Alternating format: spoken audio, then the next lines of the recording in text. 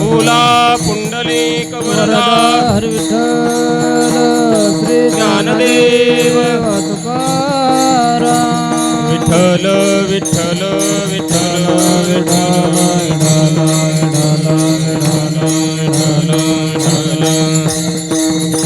पुंडलिक श्री ज्ञानदेव पंढरीनाथ माऊली ज्ञानेश्वर जगद्गुरु तुकाराम महाराज सद्गुरु जोग महाराज संत नरहरी महाराज सब संतन की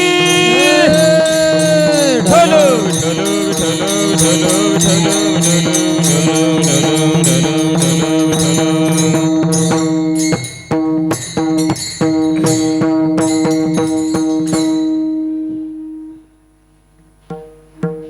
आलिंगन घडे मोक्ष सायुज्यता जोडे ऐसा संतांचा महिमा झाली बोला याची सीमा तीर्थे पर्वकाळ अवघी पाया पे सकळ ऐसा संतांचा महिमा झाली बोला याची सीमा तुका म्हणे देवा त्यांची केली पावे सेवा ऐसा संतांचा महिमा झाली बोलायाची सीमा विठ्ठल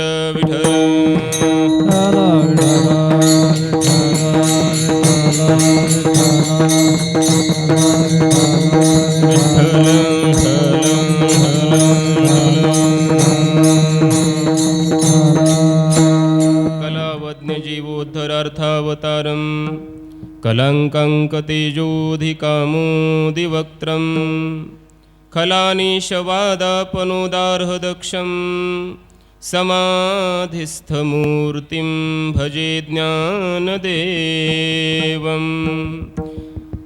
नमो ज्ञानेश्वरा नमो ज्ञानेश्वरा नमो ज्ञानेश्वरा नमो ज्ञानेश्वरा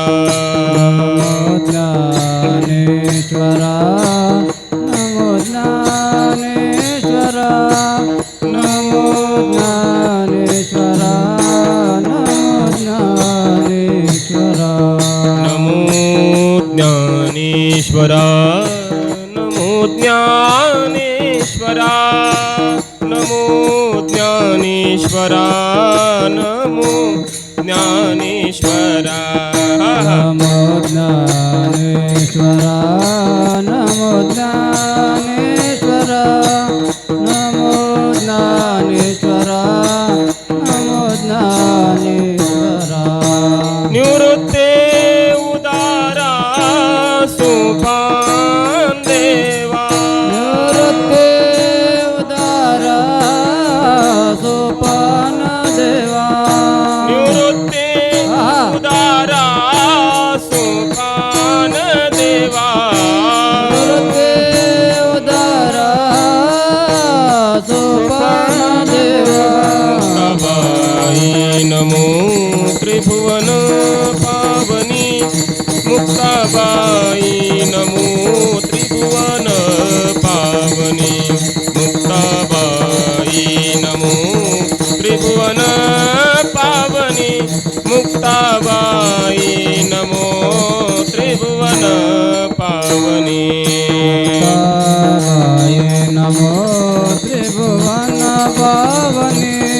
मुक्ताबाई नमो त्रिभुवन पावनी मुक्ताबाई नमो त्रिभुवन पावनी मुक्ताबाई नमो त्रिभुवन पावनी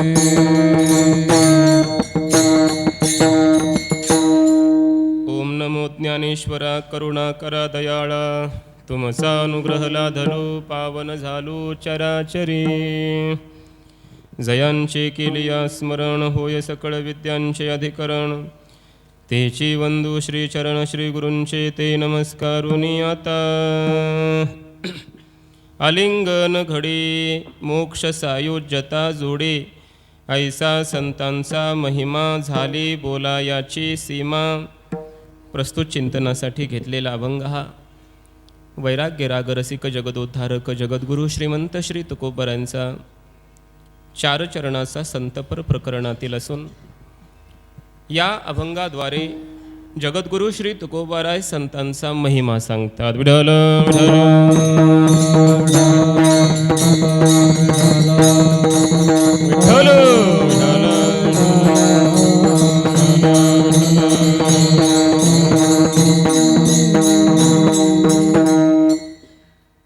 गेल्या अनेक वर्षापासून आपल्या या सुवर्णकार धर्मशाळेमध्ये चालू असलेला हा श्री संत नरहरी महाराज सोनार यांच्या या पुण्यतिथीचा हा महोत्सव, त्यामध्ये आजची ही कीर्तनाची सेवा आमच्या कुठे गेले बाबा बाबांच्या आज्ञेने आमच्याकडे आलेली आहे. विठ्ठल विठ्ठल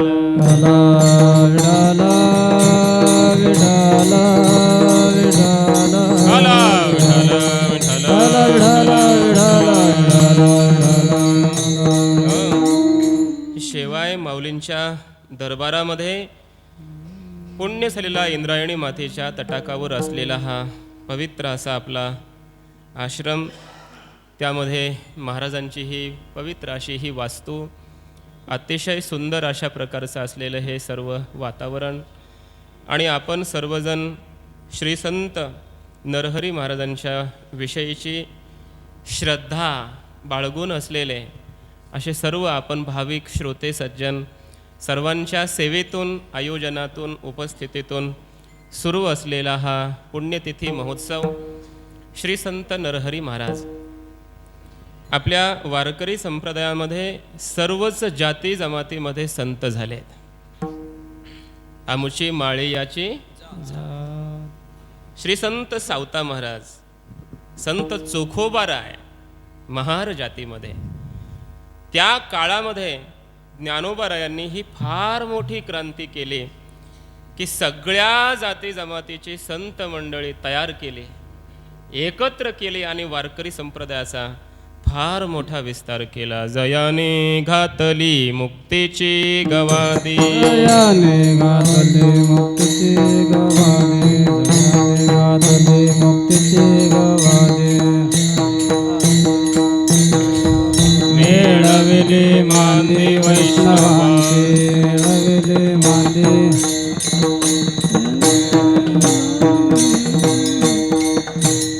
जयाने घातली मुक्तीची गवादी मिळविली मांदी वैष्णवांची. सर्व संत वैष्णव ज्ञानोबारायांनी एकत्र केले आणि माऊलींच्याच दरबारामध्ये आज श्री संत नरहरी महाराजांची ही पुण्यतिथी होते. याच्यापेक्षा मोठा आनंद माऊलींना होत नसेल. विठ्ठल विठ्ठल विठ्ठल विठ्ठल विठ्ठल विठ्ठल विठ्ठल. ऐका, ही सगळी संत मंडळी त्या त्या जातीमध्ये का जन्माला आले?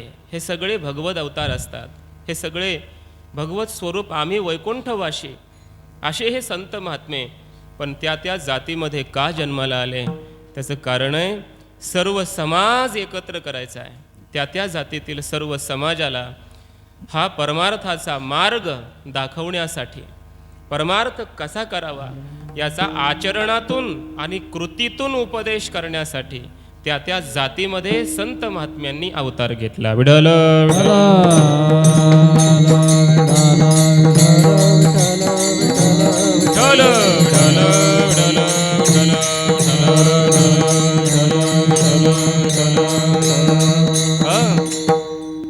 आमच्या वारकरी संप्रदायातील संतांनी जगताला एक सूत्र दिलेलं आहे. ते असं आहे, आले भागाते करीतो नाम तुझे उच्चारितो. आपल्या कर्माने प्रारब्धाने जे कर्म आपल्या वाट्याला आलेलं आहे, स्वे स्वे कर्मण्यभिरतः संसिद्धिं लभते नरः. गीतेमध्ये जो उपदेश केला की आपापल्या कर्मानुसारच जीवन जगून त्या त्या जातीतच राहा, त्या जातीचं तुम्हाला जे कर्म वाट्याला आलंय तेच कर्म करा, पण ते कर्म करीत करीत तुम्हाला संसिद्धी, वैराग्य, विवेक आणि मोक्ष प्राप्ती ह्या सर्व संसिद्धी प्राप्त करता येतात. याचं मार्गदर्शन संत महात्म्यांनी आपल्या आचरणातून जगाला दिला. गीता उपदेश करते आणि संत महात्मे आचरण करून उपदेश करतात. विठ्ठल विठ्ठल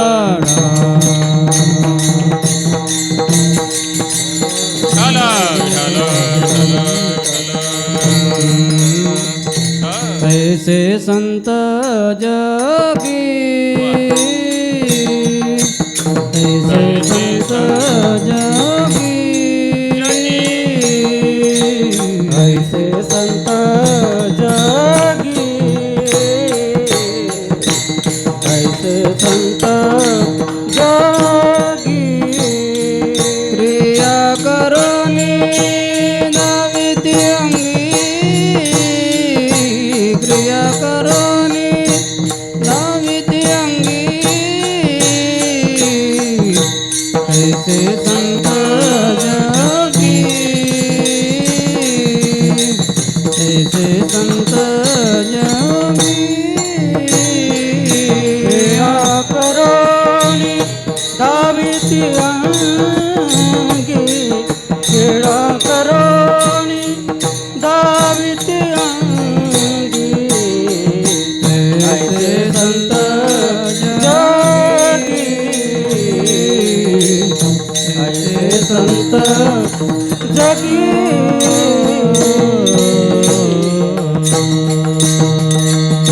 हो तैसे संत जगी क्रिया करुनी दाविती अंगी.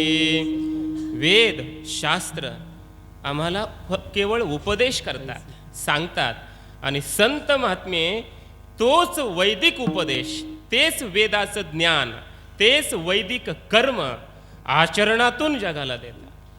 वेदानं सांगितलेलं कर्म करून जगाला दाखवतात. वेदानं सांगितलेलं ज्ञान आपल्या अनुभूतीतून जगाला देतात. म्हणून संत महात्म्यांचे जगावर फार मोठे उपकार आहे.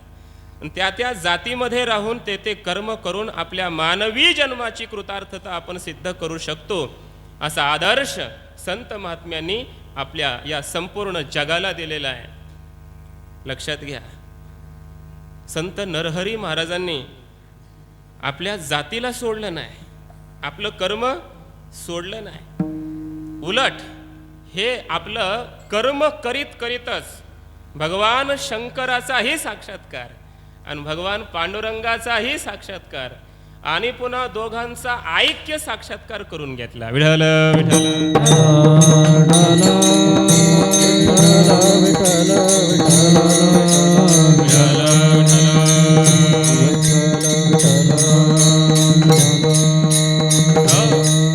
ज्ञानोबरायांनी 12व्या अध्यायात म्हटलंय, अभिमानो न संडे स्वजातीचा.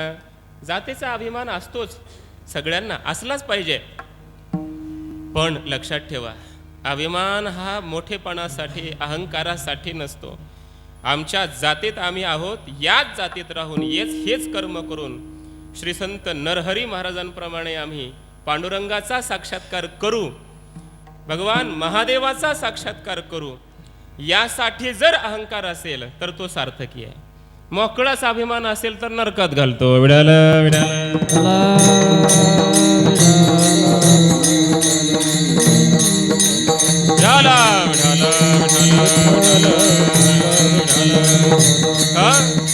या अभिमानाचं वर्णन करताना तुकोबराय म्हणतात, तुका म्हणे नरकी घाली अभिमान, जरी होय ज्ञान गर्व ताठा. जर तुम्हाला गर्व झाला, अहंकार झाला, तर तो अहंकार तुम्हाला नरकात घालतो. पण संत महात्म्यांनी त्याच जातीचा स्वाभिमान धारण करून आणि तेच कर्म करून परमात्म साक्षात्कार केला. श्री संत नरहरी महाराजांनी तर आपल्या अभंग वाणीतून जगाला सांगितलं, मी सोनार आहे आणि माझा व्यवहार सुरू आहे. देवा तुझा मी सोनार देवा तुझा मी सोनार देवा तुझा मी सोनार आ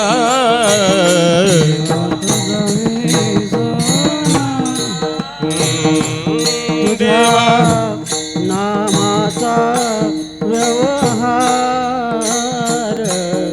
तुझ्या नामाचा व्यवहार देवा तुझा मी सोनार देवा तुझा मी सोनार तुझ्या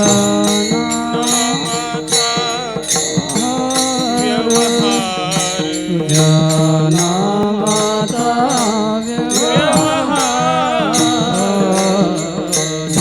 देवा तुझा सोनार देवा तुझा मी सोनार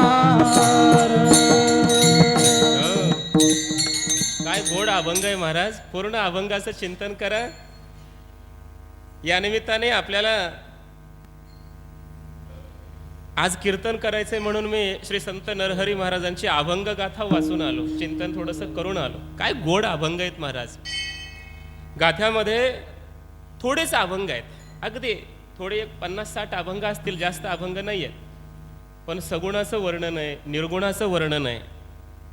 परमात्मा कसा आहे, सगुण आहे, निर्गुण आहे, दोन्ही एक आहे. हे जग कसं आहे आणि मला अनुभव काय आला, असा निर्गुणाचा अनुभव त्या ठिकाणी अभंगांमधून प्रकट केलेला आहे. साधे अभंग नाहीत महाराज. अनुभूतीचा साक्षात्कार त्या अभंगातून होतो. विढाल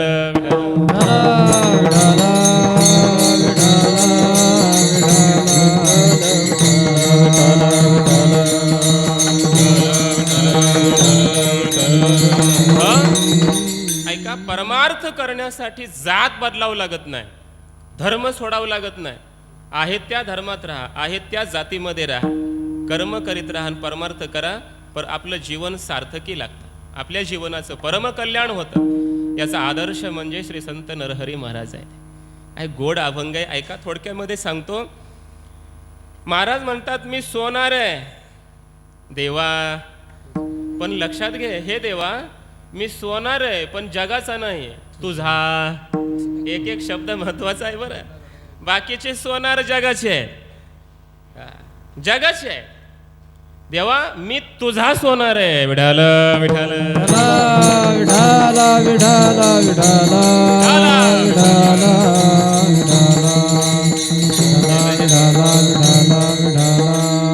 विठाल विठाल विठाल मी सोनार आहे आणि तुझ्या नामाचा मी व्यवहार करतोय. तुझं नामस्मरण मी करतो, नितराकडून करून घेतो. असा नामाचाच आमचा व्यवहार, देवाणघेवाण सुरू आहे. तुझ्या नामाचा व्यवहार. पुढं असं म्हटलंय, देह, माझा देह ही बागेसरी आहे. बागेश्वरी म्हणजे आता तुम्ही सगळे सोनार आहेत. मीच तुम्हाला विचारायला पाहिजे बागेसरी म्हणजे काय. ते जे सोन्याचा रस कडवतात, ती जी कढई असते त्याच्यामध्ये विस्तू वगैरे तापवलेला असतो, पूर्ण निखारा, आणि ते जे कढई याच्यामध्ये तो रस असतो त्याला बागेसरी म्हटलं जातं. ती बागेसरी म्हणजे माझं शरीर आहे, रूपक. आणि या देहरूपी बागेसरीमध्ये देवा, अंतरात्मा नाम, अंतरात्मा नाम सोने, नाम सोने. नाम म्हणजे अंतरात्मा हे सोनं आहे. देहरूपी या बागेसरीमध्ये आतमध्ये जो असणारा आत्मा आहे ते माझं सोनं आहे. त्याच्यामध्ये हा आत्मा मी काय करतोय, ठेवलेला आहे देहरूपी बागेसरीमध्ये. हा आत्मा आहे, अंतरात्मा आहे. काय गोड रूपक आहे. त्रिगुणाची करुणी मूस, 3 गुणाची काय केली, मूस मूस केलेली आहे. मुशीमध्ये सोनं टाकतात, तो आकार देतात. ती मूस कशाची आहे म्हटले, त्रिगुणाची. म्हणजे 3 सत्व रज तम हे 3 गुण म्हणजे मूस आहे. आत ओतला ब्रह्मरस, आणि त्याच्यामध्ये ब्रह्मरस ओतलेला आहे. साधा सोन्याचा त्या धातूचा रस नाही ओतलेला. त्या 3 गुणाच्या मुशीमध्ये ब्रह्मानंद रूपी जो रस आहे तो ओतलेला आहे. जीव शिव करुणी फुंकी. जीव आणि शिव यांना काय केलं? फुंकर मारली. फुंकन मारले. रात्रंदिवस ठोकाठोकी. रात्रंदिवस ठोकाठोकी सुरू आहे पुन्हा, कारण ते त्याला विशिष्ट आकार द्यायचा आहे ना, मग ठोकावं लागतं. आणि म्हणजे सतत चिंतन करणं. विवेक जीव हात आणि शिव, मी शिव आहे आणि शिवच जीव आहे. जीव शिवाचं ऐक्याचं केलेलं मंथन, वारंवार चिंतन, ही ठोकाठोकी सुरू आहे. विवेक हातवडा घेऊन. विवेकाचा हातोडा हातामध्ये घेतलेला आहे. हातोडा हातामध्ये तो कशाचा आहे? विवेकाचा हातोडा आहे. आणि त्यानं काम क्रोधाचा झाडा केलेला आहे. काम क्रोध ठोकून त्याचा जो आसार भाग आहे तो त्या हातोड्याच्या द्वारा बाजूला केलेला आहे. अंतःकरणात कोणता विकार उत्पन्न होऊ दिला नाही. मनबुद्धीची कातरी. मन संकल्प विकल्प करणारं मन आणि बुद्धी म्हणजे निश्चय करणारी बुद्धी.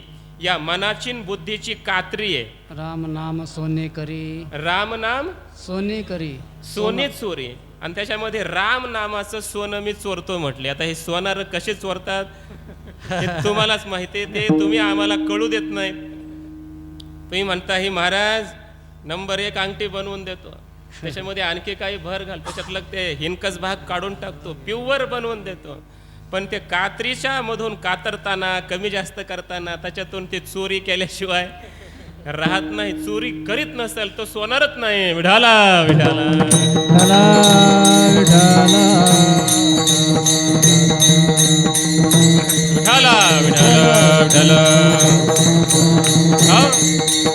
नरहरी महाराज म्हणाले आम्ही चोरतो ना, पण काय चोरलं? राम नामाचं सोनं आम्ही चोरून ठेवलं आमच्याकडं. काय राम नामाचं सोनं त्या कात्रीतून आम्ही पण थोडं थोडं चोरलं. पुढं ज्ञान ताजवा घेऊन हाती दोन्ही अक्षरे जोखीत. वा. ज्ञानाचा ताजवा. ताजवा म्हणजे छोटासा तराजू असतो तो त्या ह्याच्यामध्ये सोनाराच्या दुकानामध्ये छोटासा जो तराजू आहे मोजायचा तो ज्ञानरूपी तराजू आहे. आणि त्या ज्ञानाच्या तराजूमध्ये 2 अक्षरांची आम्ही तुलना केलेली आहे. तराजू कशाचा? ज्ञानाचा. आणि त्याच्यात तुलना कोणाची केली? 2 अक्षराची. ते 2 अक्षर म्हणजे राम. राम या 2 अक्षराची तुलना आम्ही ज्ञानाबरोबर केली. ज्ञानाच्या तराजूमध्ये राम नामाची तुलना केली. असं चिंतन करा. काही महात्म्यांनी त्याचा अर्थ करताना असा केलाय, ज्ञानाच्या तराजूमध्ये दोन्ही अक्षरे म्हणजे सुख दुःख, पाप पुण्य, धर्म अधर्म, हे जे द्वंद्व आहेत यांची तुलना केली. म्हणजे यांना समान केलं. हे द्वंद्व शीत उष्ण तहान भूक आता जी ही द्वंद्वादिके दुराविली. द्वंद्वाचा स्पर्श आम्हाला होत नाही, कारण ज्ञानाच्या तराजूमध्ये त्यांना आम्ही निर्दोषम ही समम ब्रह्म सगळं समान जग करून टाकलं, कारण तराजू ज्ञानाचा. विढल विढल विठाला विठाला. शेवटी म्हटलंय खांदा वाहुनी पोतडी उतरला पहिलं थडी. खांद्यावर आम्ही हे मग पोते वाहिले. कशाचे? रामनामाचे, हे ब्रह्मानंदाचे.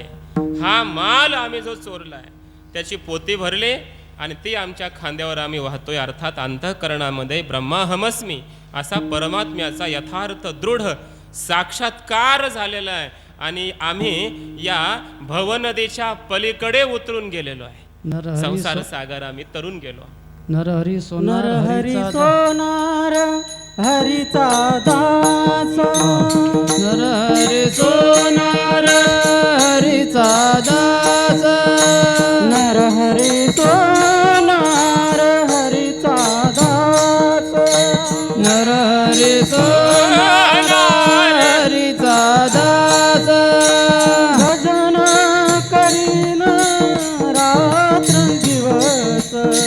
भजन करीत रात्रंदिवस. देवा तुझा मी सोनार. देवा तुझा मी सोनार. भजन करी रात्रंदिवस. भजन करी रात्रंदिवस.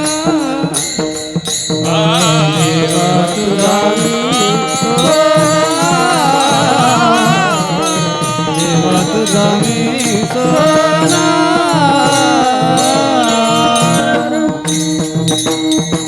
हो नरहरी सोनार हरीचा दास. मी हरीचा दास आहे आणि भजन करी रात्रंदिवस. अर्थात लक्षात घ्या बरं, ज्ञानोबरायांनी जगाला सूत्र दिलं. ज्ञान गिळूनी गावा गोविंद गा हे सूत्र दिलं आणि त्याचा अनुभव नरहरी महाराजांनी घेतला. वरच्या अभंगात पूर्ण रूपक आहे. ब्रह्मज्ञान मला झालं, या पहिलं थडी संसाराच्या पलीकडे मी गेलेलो आहे, उद्धार झालेला आहे, पण तरी सुद्धा भजन करी रात्रंदिवस. रात्रंदिवस परमात्म्याचं भजन हे ज्ञानोत्तर भक्तीचं सूत्र महाराज या 7व्या शतकामध्ये तेव्हा त्या कालामध्ये ज्ञानोबरायाच्या कालामध्ये या संत महात्म्यांनी हे ज्ञानोत्तर भक्तीचं सूत्र जगाला दिलं. विठ्ठल विठ्ठल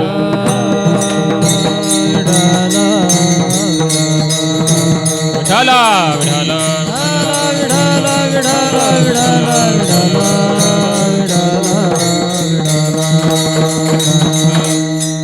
त्याच्यामध्ये एक आणखी अभंग मी ठेवलाय बघा. आशे संत नरहरी महाराज सोनार जाता जाता जगाला उपदेश करून गेले, सांगून गेले, आम्ही तर जाणार आहे, आम्ही आलोय आणि जाणार. संत महात्मे स्वेच्छेनं येतात आणि स्वेच्छेनं जातात, त्यांना कोणाचं बंधन नाही, पण ईश्वराच्या नियमानुसार संत चालतात, जातात. तुकोबराय गेले, ज्ञानोबराय समाधीस्थ आहेत. संत नरहरी महाराजही आजच्याच दिवशी त्यांनी आपलं महानिर्याण साधलं, गेले. पण जाता जाता जसं तुकाराम महाराजांनी जगाला काही उपदेश देऊन गेलेत, तसे संत नरहरी महाराज जगाला सांगून गेले, बाबांनो, हा नरदेह तुम्हाला प्राप्त झालाय, याचं सोनं करा, याचं चीज करा. नाहीतर जर तुम्ही या मानवी देहातून फक्त धनच कमवलं, फक्त सोनच कमवलं, आपल्या जातीच्या लोकांना उपदेश आहे आणि सगळ्या समाजाला उपदेश आहे, जर तुम्ही तुमच्या या कर्मातून, तुमच्या या मानवी देहाच्या द्वारा फक्त तुम्ही धन कमवलं, सत्ता कमवली, पैसा कमवला, मान मान्यता पद प्रतिष्ठा एवढंच कमवलं आणि परमात्माच फक्त कमवला नाही, त्याचं चिंतनच फक्त केलं नाही, तर तुमचा देह व्यर्थ आहे. विठाल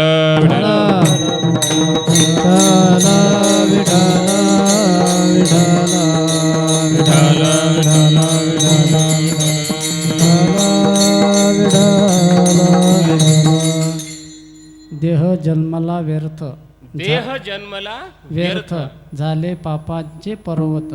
झाले पापाचे पर्वत.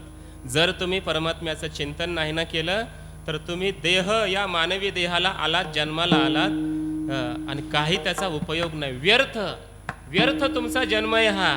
पापाचे पर्वताचे पर्वत तुम्ही जर निर्माण करत असाल, भ्रष्ट जीवन पापी जीवन जगत असाल, तर तुमचा जन्म व्यर्थ आहे म्हटले.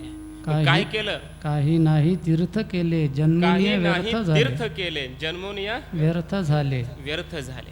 जन्म घेऊन व्यर्थ गेलं म्हटले, कारण कधी तीर्थाला गेला नाही. पंढरी, आळंदी, गंगा, यमुना, सरस्वती, आपण जोपर्यंत जिवंत आहे तोपर्यंत तीर्थाला गेलं पाहिजे, काही साधना केली पाहिजे, भजन केलं पाहिजे, आणि हे जर केलं नाही व्यर्थ आहे म्हटले तुमचा मानवी देह. दान धर्म नाही केला, देह मसनवटी गेला. जर तुम्ही दान धर्म केला नाही, ऐका सोनारांनो, सगळ्यांनो ऐका, जर तुम्ही दान धर्म केला नाही तर तुमचा देह मसनवट्यात गेला, असं नरहरी महाराजांनी स्वतः बोलले. त्यामुळं आपण कमवलं पाहिजे, पण जसं आपण एका हाताने कमवतो तसं एका हाताने आपण दान सुद्धा दिलं पाहिजे. दान हा आपला धर्म आहे. या दान नावाच्या धर्मावर, या पायावर हे जग उभं आहे महाराज. हा धर्म जो आज उभा आहे ना, ह्या दान नावाच्या पायावर उभा आहे. म्हणून आपण जमेल तेवढं, जमेल तसं एखाद्या साधकाला आमच्यासारख्या दान केल्याशिवाय राहू नये. विठाल विठाल विठाल विठाल.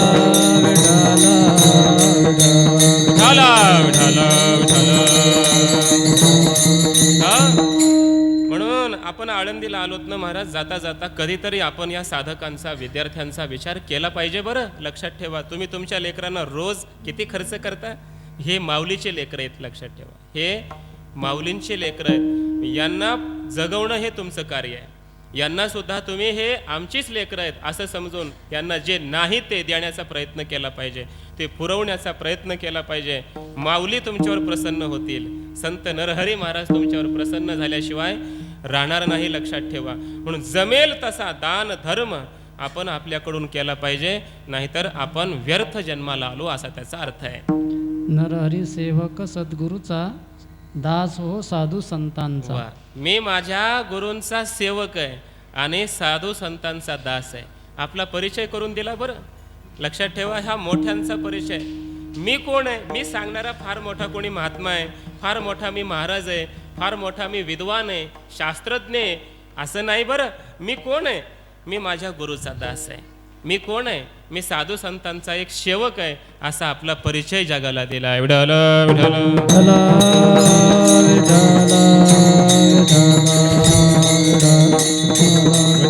विठ्ठल विठ्ठल विठ्ठल विठ्ठल.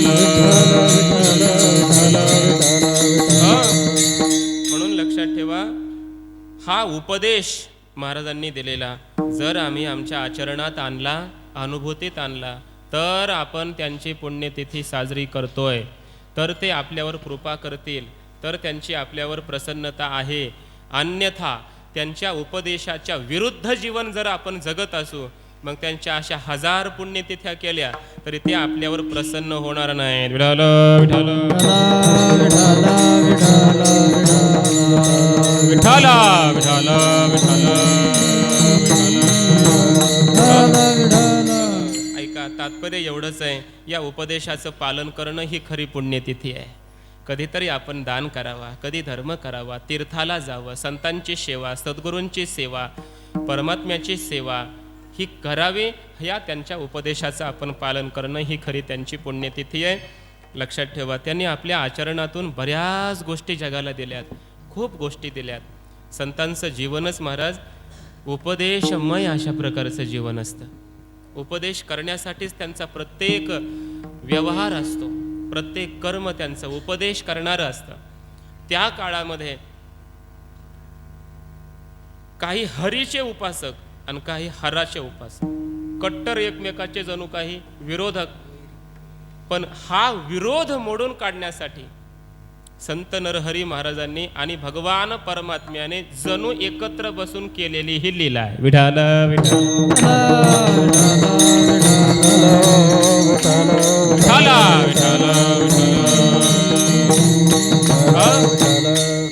कथा सगळ्यांना माहिती आहे. सावकाराला एक सावकार होते मोठे, हरी त्यांचं नाव होतं. श्रीमंत आहे पण मुलगा होत नव्हता. पुत्रहीनस्य मे राज्यम सर्वम दुःखाय कल्पते. श्रीमंती आहे, सगळं आहे, परंतु पुत्र नसल्यामुळे, संतान नसल्यामुळे त्या सावकाराच्या जीवनामध्ये दुःखच होतं. त्या काळामध्ये कोणी एक गोपाळ शास्त्री नावाचे पांडुरंगाचे भक्त त्यांच्याकडे हे गेले आणि त्यांना विचारलं, महाराज काहीतरी सांगा ना. सावकार गेला, महाराज काहीतरी पर्याय सांगा, मी दुःखी आहे. त्या गोपाळ शास्त्रींनी विचारलं, महाराज तुमच्याकडे सगळं धन आहे, पैसा आहे, श्रीमंत आहे, आणि दुःखी का? ते म्हटले सगळं आहे, पण आता हे सांभाळायला घरामध्ये मुलगा नाही, बाळ नाही, संतती नाही, काय करायचं या संपत्तीला? काहीतरी असा उपाय सांगा की आम्हाला संतती व्हावी. आणि मग गोपाळ शास्त्रींनी त्यांना उपाय दिला. म्हणले, हा उपाय साधा नाही, तुमच्या अंतःकरणामध्ये निष्ठा असली पाहिजे, प्रेम असलं पाहिजे पांडुरंगाच्या संबंधाने, तर हा उपाय सिद्ध होईल. ते म्हणले, आहे, श्रद्धापूर्वक आम्ही करू, काय करायचं सांगा. काय नाही म्हटले, अंतःकरणपूर्वक पती पत्नींनी तुम्ही पांडुरंगाला नमस्कारा, आम्हाला जर मुलगा झाला तर आम्ही सोन्याचा कडदोरा तुला करू, असा नवस करा. आणि श्रद्धेनं महाराज मनोमन भावनेने पांडुरंगाला त्यांनी तिथंच घरी बसल्या बसल्या नवस केला. आणि पांडुरंगाची कृपा झाली, नवस पूर्ण झाला आणि काही दिवसातच त्यांना बाळ झालं, मुलगा झाला. आता पांडुरंगाच्या कृपेने झालेला असल्यामुळे नवस फेडला पाहिजे. मग नवस फेडण्याकरिता आता सोन्याचा कडदोरा, त्याला हिरे माणिक मोती हे सगळे लावलेले अशा पद्धतीचा एक मौल्यवान कडदोरा तयार करायचा आहे आणि पांडुरंगाच्या कमरेला लावायचा आहे, बांधायचा आहे. काय करायचं, तो कोण बनवून देईल? तेव्हा त्यांच्या पत्नीनं सांगितलं, इथं विचार करण्यापेक्षा पंढरपूरलाच जा आणि पंढरपुरामध्ये जाऊन तिथं चौकशी करा. तिथं गेले, पुजाऱ्यांना विचारलं, म्हणे कसा कडदोरा कोण बनवून देईल? म्हटले पंढरपुरामध्ये प्रसिद्ध एक सोनार आहेत, नरहरी सोनार, त्यांच्याकडे जा, ते तुम्हाला कडदोरा व्यवस्थित बनवून देतील. गेले त्यांच्याकडं, म्हणले महाराज असा असा आम्ही नवस केलता, नवस पूर्तीसाठी आम्हाला सोन्याचा कडदोरा बनवून हवाय, तुम्ही द्याल का? देतो म्हटले, काय अडचण नाही, पण एक काम करावं लागेल म्हटले, तुम्हाला पांडुरंगाच्या त्या कमरेचं जे माप आहे ते घेऊन यावं लागेल, पोटाचं माप घेऊन या, काय आहे ते मी बनवून देतो. ते म्हटले महाराज तुम्हीच चला ना, काय माप आहे ते तुम्ही तुमच्या पद्धतीने घेऊन या. ते म्हटले मी येत नाही मंदिरात पांडुरंगाच्या. येत नाही? म्हणे का येत नाही?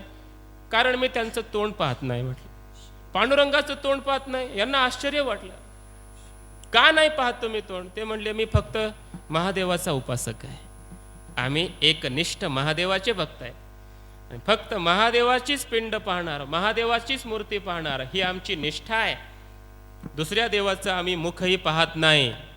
जसं पतिव्रतेला भ्रतारस प्रमाणे, त्याप्रमाणे महाराज त्या त्या भक्ताला आपला देवच प्रमाण असतो. पतिव्रता बाकीच्यांचं तोंड पाहत नाही, पण त्यांचा द्वेष करते असं नाही, बाकीच्यांचा द्वेष करते असं नाही, पण तिला प्रमाण कोण आहे? पती आहे. पतिव्रतेचे हृदय जैसे पती वाचूनी न स्पर्शे, त्याप्रमाणे काही भक्त महाराज असे त्या त्या देवतेचे एकनिष्ठ भक्त असतात की ती देवता आपलं उपास्य तत्व सोडून दुसऱ्या कोणाचं दर्शन सुद्धा ते करत नाही.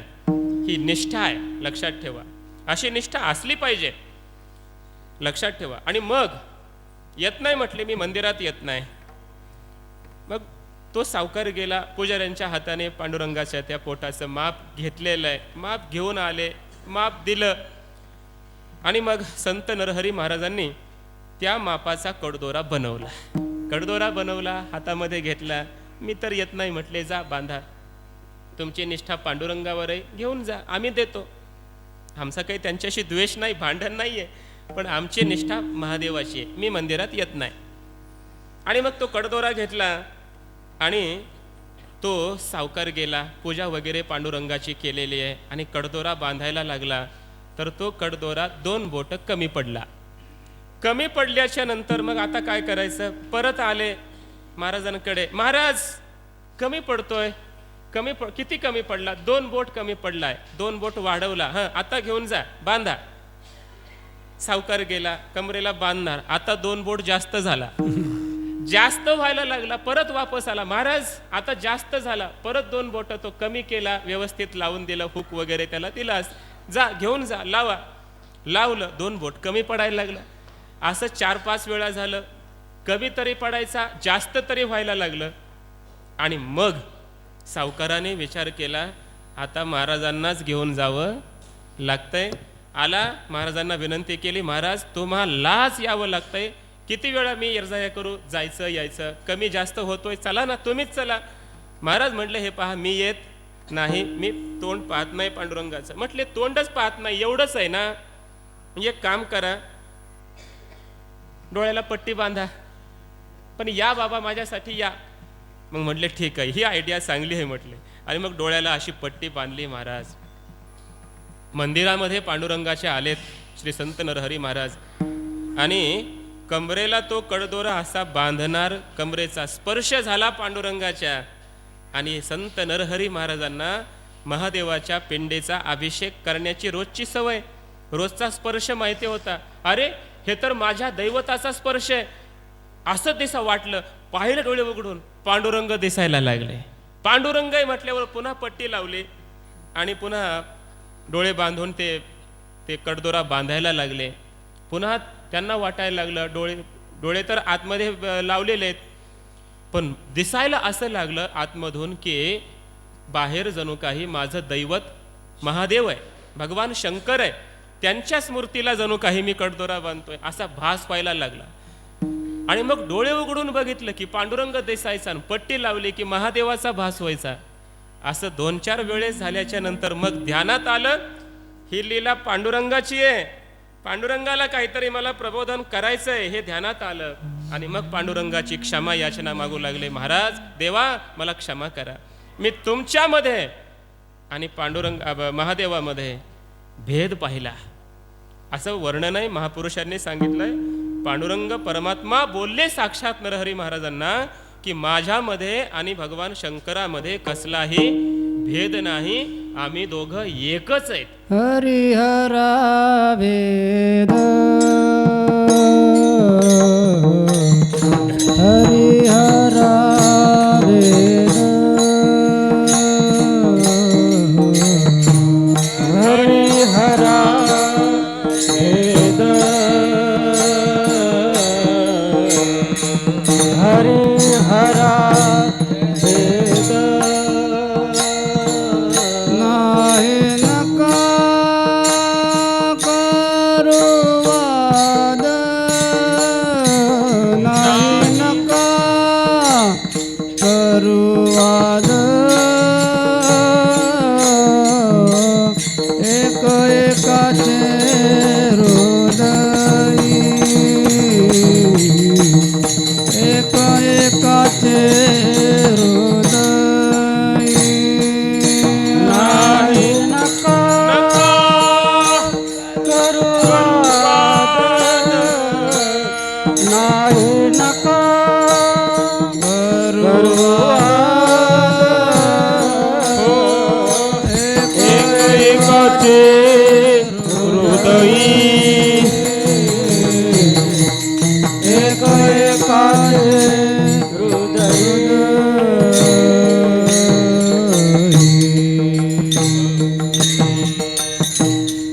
त्या ठिकाणी असं म्हणतात महाराजांनी काही अभंग रचनाही केलेली आहे.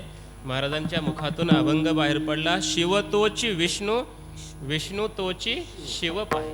जे भगवान शिव आहेत तेच विष्णू आहेत, विष्णू आहे तेच भगवान शिव आहेत. दोघांमध्ये कसल्याही प्रकारचा भेद नाही, अभेदच आहे. एक एकाचे हृदयी गोडी साखरेच्या ठाई, असं दोघांचं ऐक्य आहे. अशा अभेदाचा ऐक्याचा साक्षात्कार झालेले संत म्हणजे नरहरी महाराज. विठ्ठल विठ्ठल विठ्ठल विठ्ठल विठ्ठल विठ्ठल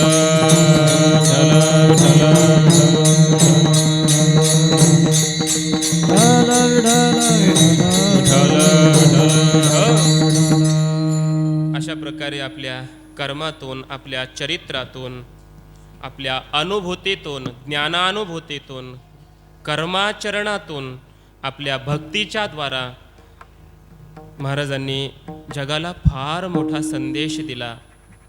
आपली मानवी देहाची कृतार्थता कशात आहे, काय केलं पाहिजे आपण जन्माला येऊन, याचा अनुभूत्यात्मक उपदेश, कृत्यात्मक उपदेश जगाला दिलेला आहे.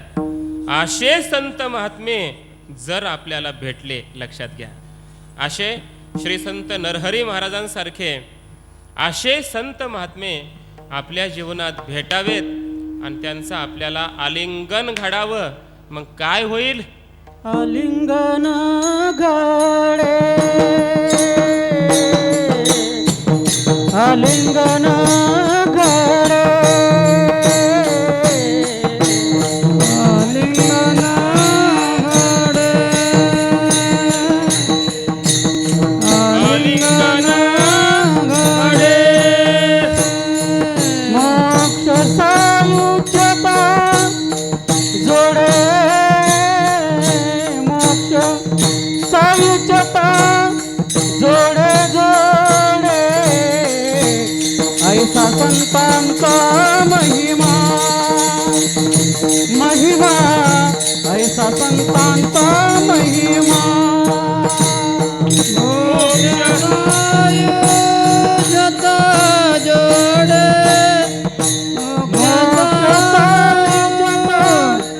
जोडे ऐसा संतांचा महिमा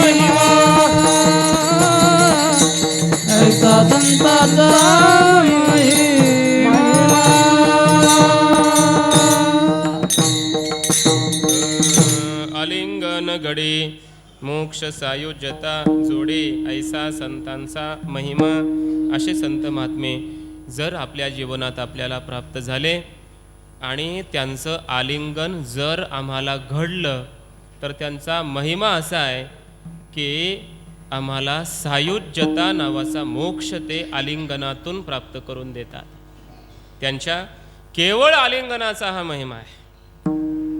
या अभंगामध्ये संतांचा महिमा सांगितलाय. ऐका,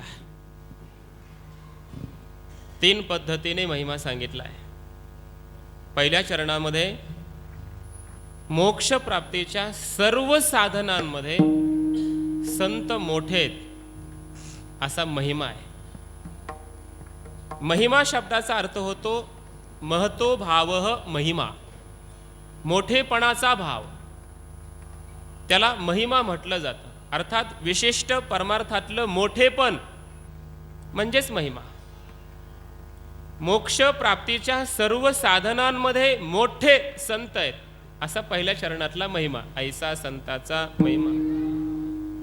जगाला पवित्र करणारे तीर्थ आहेत, पण त्या तीर्थांनाही पवित्र करणारे संत आहेत असा पावित्र्याच्या बाबतीत असलेला मोठेपणा रूप महिमा तिसऱ्या चरणामध्ये सांगितलाय. तीर्थे पर्वकाळ अवघी पायापे सकळ ऐसा संताचा महिमा. आणि सेव्यत्वाच्या दृष्टीने विचार केला तर जगात सर्वात मोठा देव, पण त्या देवाची केलेली सेवा सुद्धा साधूच्या सेवेपुढं कमी पडते. उलट साधू संतांची जर सेवा केली तर ती साधू संतांची सेवा देवालाही प्राप्त होते. म्हणजे संतांच्या सेवेमध्ये देवाची सेवा अंतर्भूत आहे.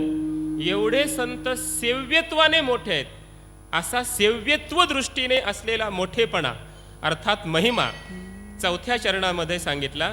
एकंदरीत अभंगाचा विचार केला तर संत मोक्ष प्राप्तीच्या साधनात मोठे, संत पावित्र्याने मोठे आणि संत सेव्यत्वाने सर्वात मोठे असा संतांचा महिमा आहे. त्यामुळं अशा संतांचा महिमा सांगण्यासाठी माझ्या वाणीची सीमा जरी झाली, सीमा संपते, पण हा महिमा आम्हाला वाणीने सांगता येत नाही. विठ्ठल विठ्ठल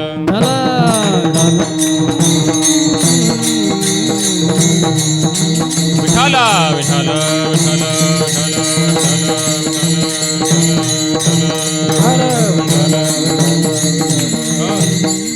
ऐका थोडासा विचार. आलिंगन घडी. आलिंगन या शब्दाचा अर्थ आहे एकत्र येणे, भेट होणे.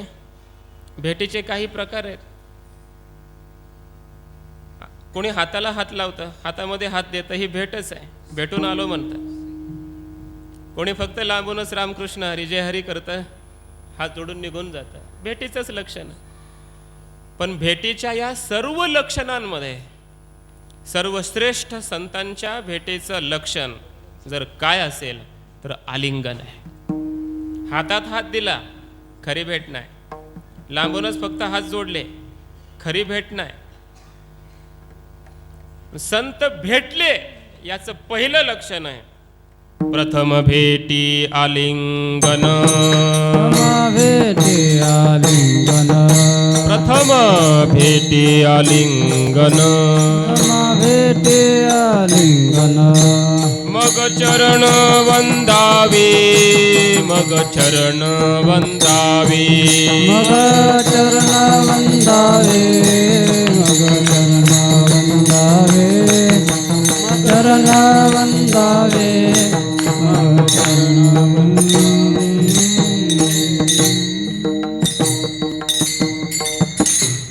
संत भेटले की पहिल्यांदा आपण त्यांना आलिंगन द्यावं. प्रथम भेटी आलिंगन, मग चरणाला वंदन करा, साष्टांग दंडवत घाला. कारण आलिंगन हे प्रेमाचं द्योतक आहे. साधूला संतांना बघितल्याबरोबर मन असं आकर्षित झालं पाहिजे, हुरळून गेलं पाहिजे, प्रेमभाव प्रकट झाला पाहिजे की अशा संतांना गेल्याबरोबर मी कधी आलिंगन दे. जसे आपल्या आवडीचा व्यक्ती भेटल्याबरोबर आपण त्याला पहिल्यांदा गळ्याला भेटतो, तसे संत महात्मे आपल्या एवढ्या प्रेमाचे असले पाहिजे की त्यांना भेटल्याबरोबर आलिंगनच द्यावं वाटावं. विढाल विढाल विठ्ठल विठ्ठल विठ्ठल विढाल विढाल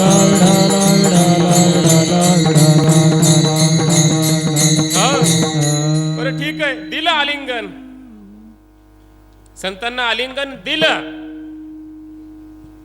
काय होतं लक्षात घ्या, त्याचा पहिला परिणाम सांगितलेला आहे.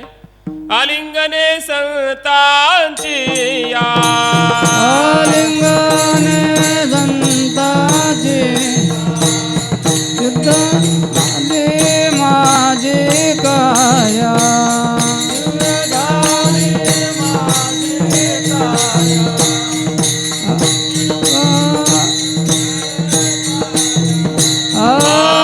मस्तक हे पायावरी त्यांच्या ठेविता, पर्व काळ पायावरी त्यांच्या ठेविता, पर्व काळ वरी त्यांच्या ठेविता, पर्व काळ पायावरी त्यांच्या ठेविता.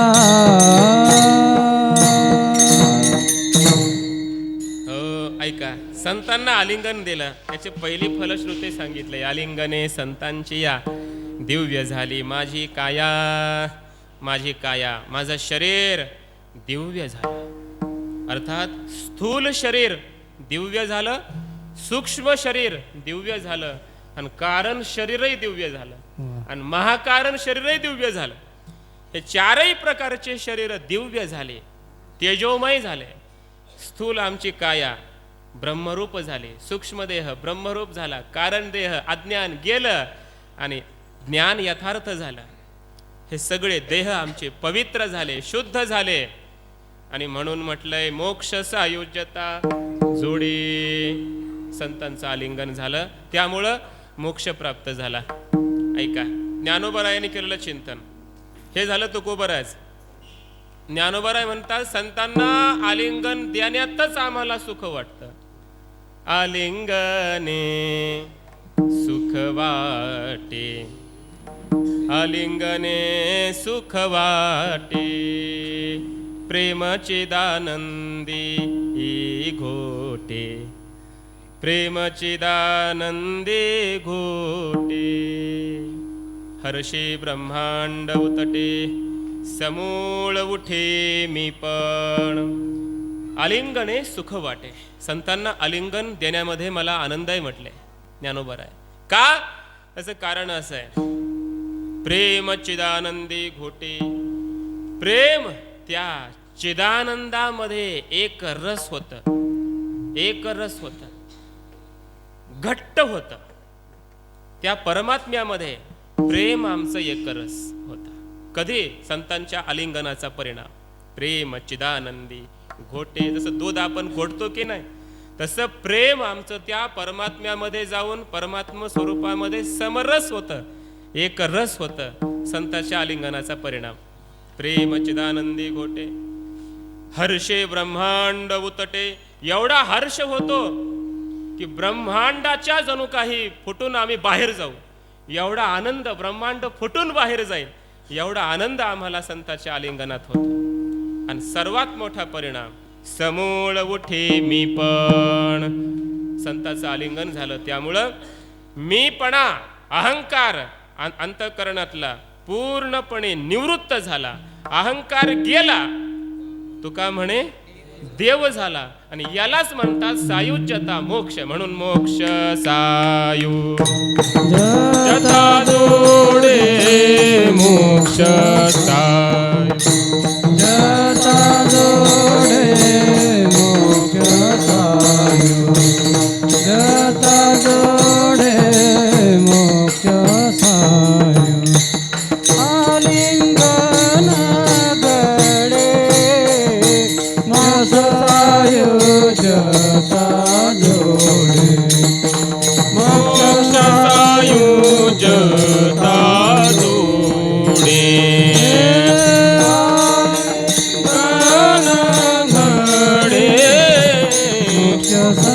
सायुज्यता, मोक्ष सायुज्यता जोडे.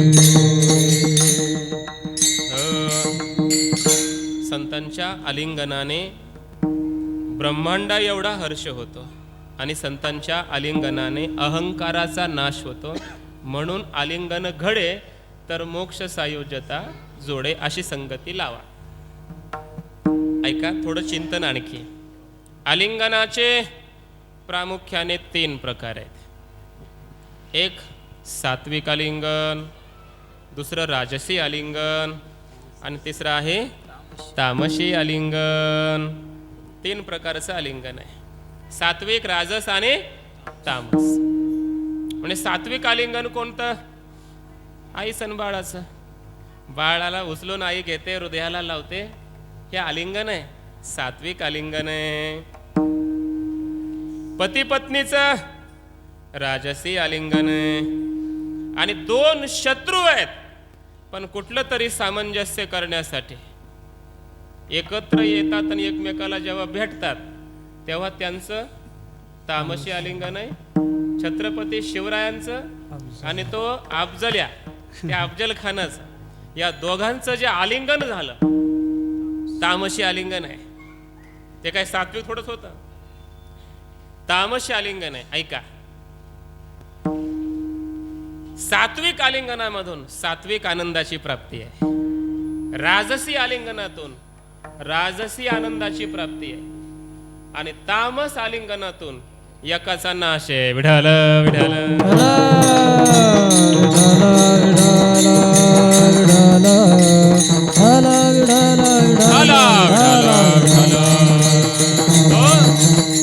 ते घोर आहे, भयंकर आहे ते तामसी आलिंगन.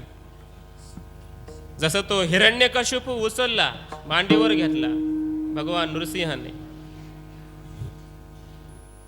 हे कोणतं आलिंगन आहे? तामसी आलिंगन आहे.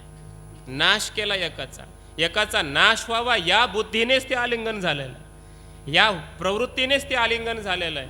त्यामुळे एकाचा नाश आहे, द्वेष आहे, दुःखाची प्राकट्य त्यातून. एका बाजूनं दुःख आहे, एका बाजूनं सुख आहे, असं तामसी आलिंगन आहे.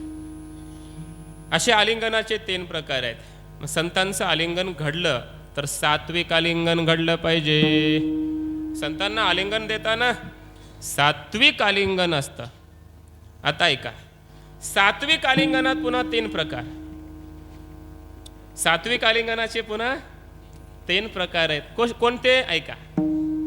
एक, देवाचं भक्ताचं झालेलं आलिंगन सात्विक आहे. अर्जुनाचं कृष्णाचं ज्ञानेश्वरीमध्ये आलिंगनाचं वर्णन आहे. हृदया हृदय एक झाले, ये हृदयीचे ते हृदयी घातले, द्वैतन मोडिता केले आपणायसे अर्जुना. कृष्णाचं अर्जुनाबरोबर ऐक्य, देवभक्ताचं आलिंगन सात्विक आलिंगनाचा पहिला प्रकार. दुसरा, आपलं देवभक्ताचं पहिलं. दुसरं, भक्त आणि भक्ताचं. 2 संत महात्मे एकमेकाला भेटले, ज्ञानोबाराय आणि नामदेवराय, दोघं एकमेकाला भेटले. हे दोन्ही संत आहेत. 2 संतांचं झालेलं परस्पर आलिंगन सात्विक आलिंगनाचा दुसरा प्रकार. आणि सात्विक आलिंगनाचा तिसरा प्रकार, एका बाजूला संत महात्मा आहे तर एका बाजूला त्यांचा भक्त आहे, दास आहे. लक्षात घ्या, देव भक्त यांचं पहिलं आलिंगन, भक्त भक्त यांचं दुसरं आलिंगन, आणि भक्त आणि त्यांचा भक्त. समजतंय ना? म्हणजे संत आणि त्या संतांची सेवा करणारा एखादा दास, सेवक आपल्यासारखा, साधक म्हणा त्याला, संत आणि साधक यांचा असलेलं आलिंगन. प्रस्तुत अभंगामध्ये आलिंगन घडे असा जेव्हा शब्द तुकोबाराय देतात, हे आलिंगन देव भक्ताचं नाही, हे आलिंगन 2 भक्ताचं नाही, तर हे आलिंगन एका बाजूला संत आहेत तर एका बाजूला साधक आहे. हे तिसऱ्या प्रकारचं आलिंगन आहे. विठाल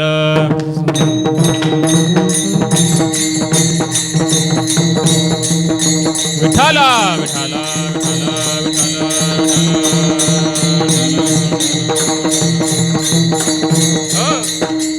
ऐका, देव आणि भक्ताचं आलिंगन झालं, प्राप्त काय होतं? अर्जुनाचं कृष्णाचं आलिंगन झालं, प्राप्त काय झालं? ज्ञान. या हृदयातलं ज्ञान त्या हृदयात टाकलं. देवभक्ताच्या आलिंगनामध्ये ज्ञानाची अभिव्यक्ती आहे. दोन भक्त, दोन संत, ज्ञानोबाराय तुकोबाराय घ्या, ज्ञानोबाराय नामदेवराय घ्या, श्री संत नरहरी महाराज घ्या, ज्ञानोबाराय घ्या, असे दोन त्याच तोलामोलाचे संत महात्मे एकमेकाला भेटले आणि कडकडून त्यांचं आलिंगन झालं. त्यात अभिव्यक्ती काय आहे? आनंदाची आहे. जवळिकेचे सरोवरे ज्ञानोबाराय म्हणतात, ओचंबळली या कालवती परस्परे, तरंगाची धवळारे मग मग आनंदाचे धवळारे तरंगाची. म्हणजे दोन भक्त जेव्हा एकमेकाला भेटतात, आलिंगन देतात, तेव्हा त्या दोन भक्ताच्या आलिंगनामध्ये आनंदाचा आविष्कार आहे, आनंदाचं प्राकट्य आहे. आणि जेव्हा एका बाजूला संत आहेत आणि एका बाजूला आपल्यासारखा साधा साधक आहे, आणि साधकाला संत भेटले आणि त्या संताचं साधकाचं आलिंगन झालं की जे अभंगात तुकोबारायांनी सांगितलंय, आलिंगन घडे. साधकाचं आणि संताचं जर आलिंगन घडलं, काय प्राप्त होतं? त्याचं उत्तर आहे मोक्ष सायो जता जोडे मोक्ष सायो, जता जोडे मोक्ष सायो, जता जोडे मोक्ष सायो. ऐसा तता महिमा आलिंगन घडे मोक्ष सायो, जता जोडे मोक्ष सायो, जता जोडे आलिंगन घडे मोक्ष सायो, जता जोडे मोक्ष सायो, जता जोडे.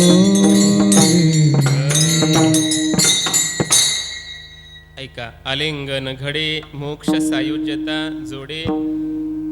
संतांच्या आलिंगनाचा आणि सायुज्यता मोक्ष प्राप्त होण्याचा संबंध काय? ही विविध पद्धतीने संबंध सोडवतो, हे लक्षात घ्या. 2-3 पद्धतीने झालं आतापर्यंत, आणखी एक पद्धत आहे, पहिलं चरण सुटलं नाही अजून. ऐका, आता थोडं जवळ येतो आपल्या.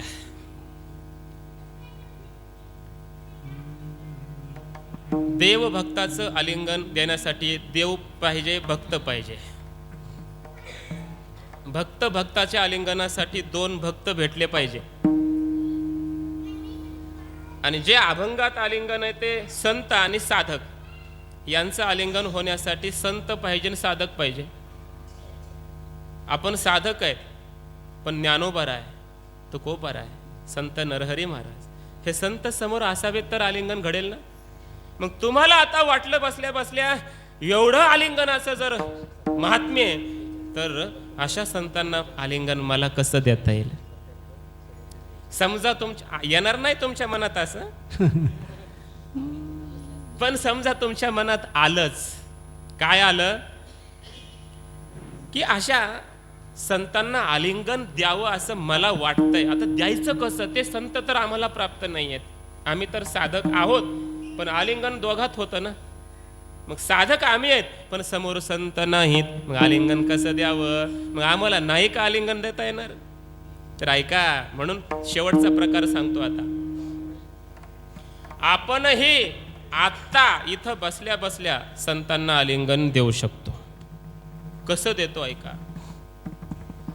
ते संत म्हणजे केवळ शरीर विग्रह रूपाने नसतात. पहिले आपल्या मस्तकातील ही धारणा काढायची की संत नरहरी महाराज म्हणजे त्या मूर्तीत आहेत. ही धारणा पहिली काढून टाका. म्हणजे तिथंच आहेत ही धारणा काढा. तिथं आहेत पूजेसाठी, दर्शनासाठी, पण तिथंच आहेत ही धारणा काढा. ज्ञानोबाराय समाधीतच बसलेत ही धारणा पहिली काढा. पांडुरंग विटेवरच फक्त उभा आहे ही धारणा पहिली मनातली काढून टाका. मग कुठे आहेत? ऐका. एक तर सर्वत्र ओतप्रोत असणाऱ्या चैतन्याच्या रूपानं तेच आहेत, एक. आणि 2, त्या चैतन्याला आलिंगन नाही देता आलं, अवघड आहे ते. तर सगळ्यात सोपं संतांचं आपल्या समोर मूर्त स्वरूप त्यांच्या ग्रंथाच्या रूपाने. अभंगाच्या रूपाने. संत नरहरी महाराजांचे अभंग डोळ्यासमोर आले. ते अभंग म्हणजे साक्षात नरहरी महाराजांचं वाङ्मयीन स्वरूप आहे. पण त्या वाङ्मयी स्वरूपाला आपण आपल्या अंतःकरणाच्या वाणीच्या द्वारा आलिंगन देऊ शकतो. विठाल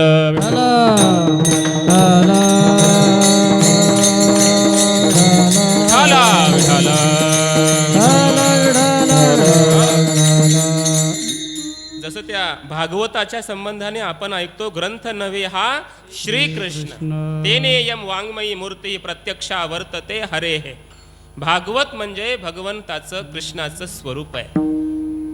तसं ऐका, ज्ञानेश्वरी हे ज्ञानोबरायाचं वाङ्मयीन मूर्त स्वरूप आहे. गाथा हे तुकोबरायांचं मूर्त स्वरूप आहे. नरहरी महाराजांची गाथा हे त्यांचं वाङ्मयीन स्वरूप आहे.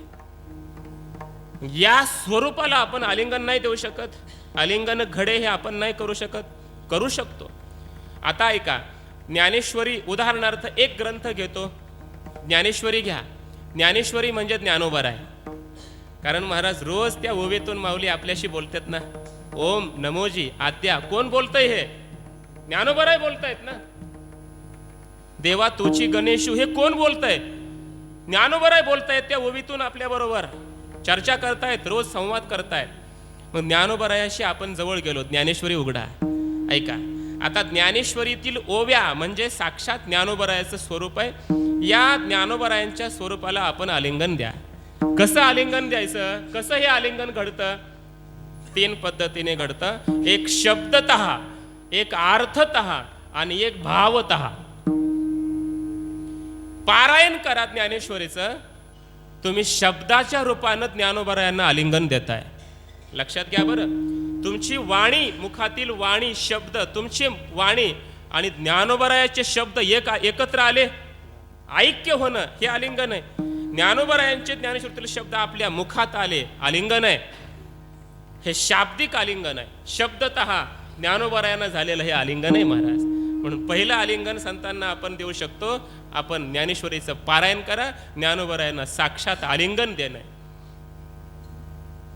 दुसरं आलिंगन, जर तुमच्याकडे ती व्यवस्था असेल, बुद्धी असेल, ज्ञान असेल, सोय असेल झाली सगळी, तर अर्थ समजून घ्या. ओम म्हणजे काय, नमो म्हणजे काय, आद्या म्हणजे काय, जी म्हणजे काय, वेद प्रतिपाद्या म्हणजे काय. अर्थतः काही जरा विद्वान साधक बुद्धिमान असतात, ते अर्थतः आलिंगन देऊ शकतात. अर्थ समजून घ्या, मग अर्थाकार वृत्ती करा. माऊलीने जे अर्थ ज्ञानेश्वरीतून सांगितले त्या अर्थाच्या आकाराची वृत्ती जर झाली तर आपण ज्ञानोबरायांना अर्थ रूपाने आलिंगन देतोय. हे आलिंगन घडे दुसऱ्या प्रकारचं आहे. आणि तिसरं भाव रूपाने. ज्ञानेश्वरीचा अभ्यास करणारे 3 प्रकारचे अभ्यासक असतात. एक शब्दज्ञ असतात, काही अर्थज्ञ असतात आणि काही भावज्ञ असतात.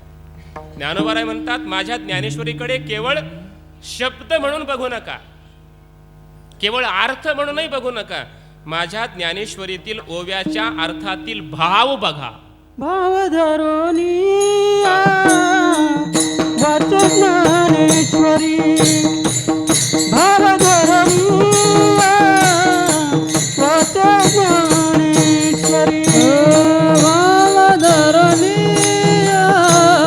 वाच ज्ञानेश्वरी, भाव धरोनी वाच ज्ञानेश्वरी.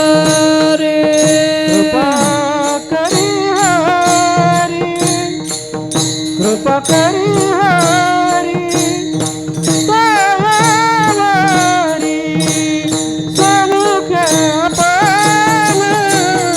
सांगतो विष्णू, समुख आपण सांगतो विष्णू. कृपा करी हरी दया, कृपा करी हरी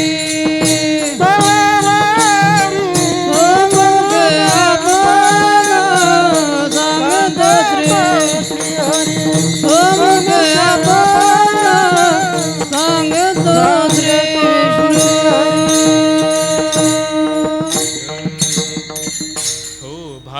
धरुनिया भावती गुण चिंतामणीचे ज्ञानोबराय म्हणतात भावज्ञ व्हा, त्यातील भाव शोधा. भाव धरुनिया वाचे ज्ञानेश्वरी, ज्ञानेश्वरीतील भाव पकडा. अर्थ अनेक करता येतील, त्याचे वेगवेगळे होतील. अंतकरणात श्रद्धा भाव ठेवा, मग ज्ञानेश्वरी वाचा, असा एक अर्थ आहे. पण तो साधा सरळ अर्थ आहे माझ्या दृष्टीनं. मला असं वाटतंय भाव धरुनिया म्हणजे ज्ञानोबरायांनी ज्या भावातून त्या ओवीचं निर्माण केलंय, त्या क्षणी ज्ञानोबरायांचा जो भाव असेल तो भाव धरा, त्या ओवीतील भाव शोधा आणि त्या भावाला समजून घ्या आणि अशा दृष्टीनं भावज्ञ होऊन ज्ञानेश्वरी वाचा. भाव धरुनिया वाची ज्ञानेश्वरी, भाव अक्षराची गाठी ब्रह्मज्ञानाने गोमटी. मग ठीक आहे म्हटले. ऐका बरं आता पुन्हा वाक्य तेच. शब्दतः म्हणजे पारायण केलं, ज्ञानोबरायाला आलिंगन आहे. अर्थतः अर्थ समजून घेतला, ज्ञानोबरायाला आलिंगन आहे. आणि भाव समजून घेतला, हे तर ज्ञानोबरायाच्या हृदयाला झालेलं आलिंगन आहे. लक्षात ठेवा, हृदयाला झालेलं ते आलिंगन आहे प्रत्यक्ष. म्हणजे 3 प्रकारचं आलिंगन घडलं. काय प्राप्त होतं ऐका आता. ज्ञानेश्वरीची ओवी. ज्ञानोबराय म्हणतात आमची ज्ञानेश्वरी श्रीमंताची पंगत आहे, साध्याची पंगत नाहीये. ही पंगत आहे कुणाची? सोनाराची पंगत आहे, श्रीमंताची पंगत आहे. हे साधी नाही पंगत. आणि मोठ्याच्या पंक्तीमध्ये समजा 2-3 मजली बिल्डिंग असते, वरच्या मजल्यावर वेगळं, खालच्या मजल्यावर वेगळं आणि खाली तळाला वेगळं, असं जेवण असतं का? कोणी या, महाराजांना तेच, श्रोत्यांना तेच, सगळ्यांना सारखं पंचपक्वान्नाचं जेवण. का? पंगत श्रीमंताची आहे, समर्थाची आहे. पंक्ती भोजने तळिल्या वरिल्या एकची पक्वान्ने. खालच्या तळावर वरच्या तळावर एकच पक्वान्न आहे, कारण समर्थाची पंगत आहे, मोठ्याची पंगत आहे. तेवी दृष्टांत संपला.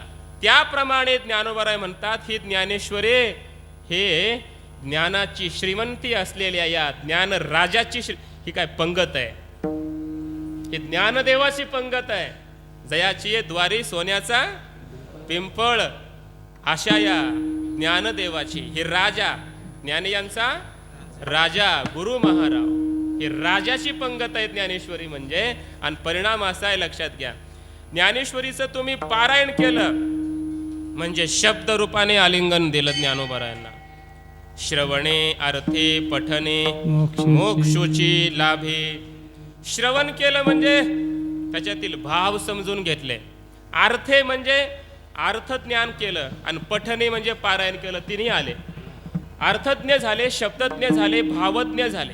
3 पद्धतीने तुम्ही ज्ञानेश्वरीच्या दृष्टीनं माध्यमातून ज्ञानोबरायांना जर आलिंगन दिलं, ज्ञानोबराय म्हणतात मोक्षोची लाभे, याला म्हणतात मोक्ष सायो. मोक्ष सायुज्यता.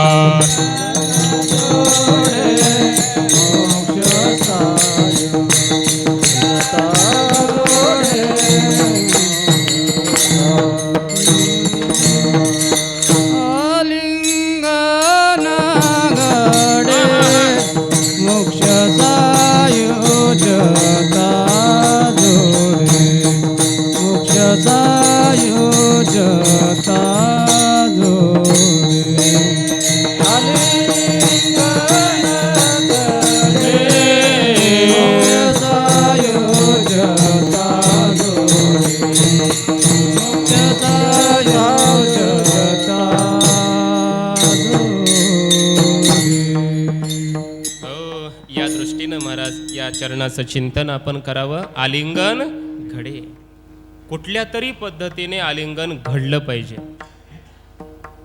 आलिंगन दिलं पाहिजे आपण संतांना. पारायण करा, अर्थ समजून घ्या, भाव समजून घ्या, हे ज्ञानोबरायांना आलिंगन देणं आहे. श्री संत नरहरी सोनार महाराजांचे अभंग वाचा, पारायण करा, साक्षात त्यांना आलिंगन आहे. अर्थ समजून घ्या, त्यातील भाव समजून घ्या, तसं जीवन ठेवा, हे त्यांना आलिंगनच देणं आहे. आणि मग मोक्ष प्राप्त झाल्याशिवाय राहणार नाही. मोक्ष सायुज्यता जोडे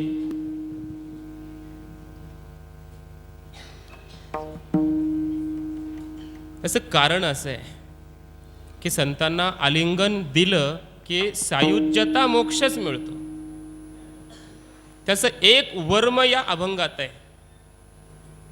सायुज्यता मोक्ष प्राप्त होणं सोपं आहे का? सोपं नाही, ही गोष्ट अवघड आहे तशी.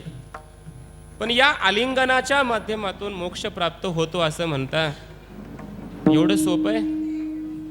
म्हणून त्यातलं वर्म सांगणारा एक शब्द आपल्या समोर आहे, घडे. आलिंगन देणं वेगळं आणि घडणं वेगळं. विठ्ठल विठ्ठल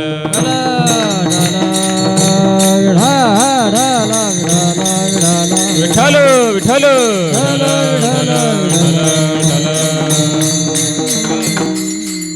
आता घडे शब्दावर जर बोलायचं म्हटलं तर फारच अवघड आहे महाराज. मग आता इथून पुढे अवघड सुरू होतं. म्हणजे परमार्थ सोपा नाही, परमार्थ अवघड आहे महाराज. भक्ती तो कठीण. आतापर्यंत आलिंगन घडे आणि मोक्ष आपलं सोपं सोपं परमार्थ वाटू लागला. आता एवढं सोपं समजू नका. परमार्थ नो हे लेकुराच्या गोष्टी तेथे व्हावा पोटी अनुताप. शहाणा तो धनी. हे शहाणा होणं सोपं आहे का? म्हणजे घडे. शहाणा होणं म्हणजे आलिंगन घडणं आणि येड होणं म्हणजे आलिंगन देणं. आलिंगन देणं येड्याचं काम आहे, घडणं हे शहाण्याचं काम आहे. पण आलिंगन द्या म्हटले नाही, घडे. ऐका उदाहरण देतो. घडणं आणि करणं ह्याच्यामध्ये फरक आहे. एखादी कृती करणं वेगळं आणि ती घडणं वेगळं. एकादशीला जर पुरी भाजीच मनात येत असेल तर एकादशी घडली केली त्यानं बळच आपलं दाताचं पाणी गिळून. कुठंतरी समजा मस्त पंगत सुरू आहे पुरी भाजीची, नेमकी एकादशी आहे आपल्याला त्या दिवशी. खाऊ वाटतंय पण तोंडाला पाणी येत आहे पण खात नाही. खाल्ली नाही त्यानं. उपवास तर केला, पण मला सांगा उपवास केला, एकादशी केली, घडली नाही? नाही, मी तर मानायला तयार. जर तुम्हाला त्या दिवशी वाटत असेल आज एकादशी असून हे लोक पुरी भाजी खातात, काय बावळट आहेत, अरे मूर्ख झाले का काय? तुझा जीव जातो एकादशी. तिथं तरी फराळाच्या म्हटलंय. काही लोक महाराज पुरी भाजी सगळं खातात, जेवण भाकर भाजी एकादशीला खातात. वाईट वाटलं पाहिजे मनाला आणि असा त्यांचा द्वेष तिरस्कार भरला पाहिजे. मूर्ख आहेत तुम्ही, मी भाग्यवान आहे, आज मला एकादशी आहे. हे पाप माझ्या भागाला नाही आहे. मी पुण्यवान आहे, साधू संतांच्या मार्गावर चालणार आहे, मला एकादशी घडली, तुम्ही पापी आहे असं वाटत असेल आणि उपवास केला असेल तर एकादशी घडली. विठाला विठाला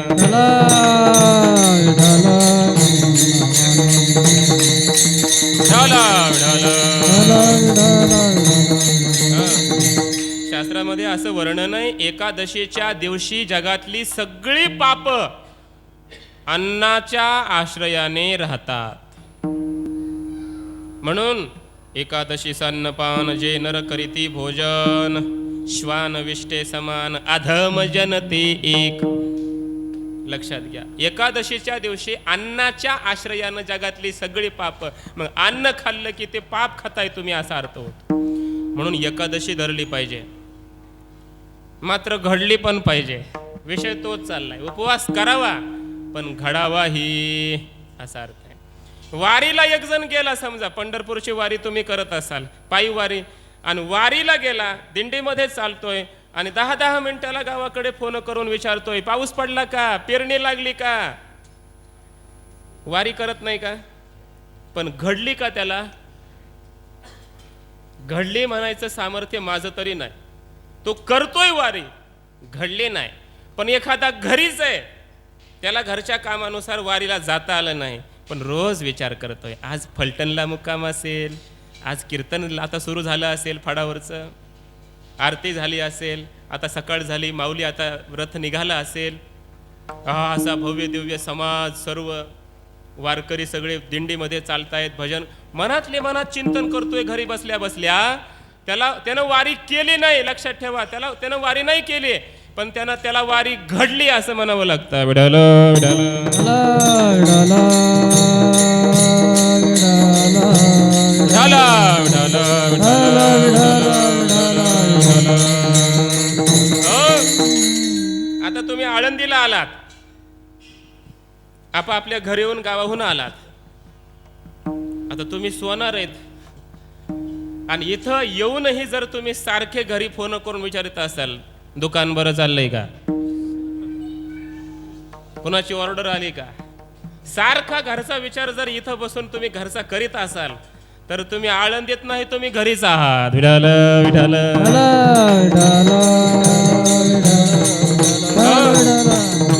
आळंदी घडली नाही, मग वारी घडली नाही, सप्ताह घडला नाही.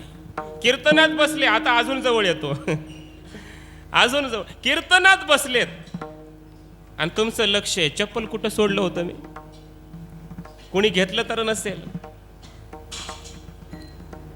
घरी काय चाललं असेल, मन घरी गेलं, जवळी नाही चित्त आणि काय मांडी आले प्रेत. मग ते कीर्तन तुम्हाला श्रवण घडलं असं म्हणता येत नाही. तुम्ही कीर्तनात आहे देह रूपाने, पण मन घरी गेलं असेल तर तुम्ही खऱ्या अर्थाने घरीच आहे.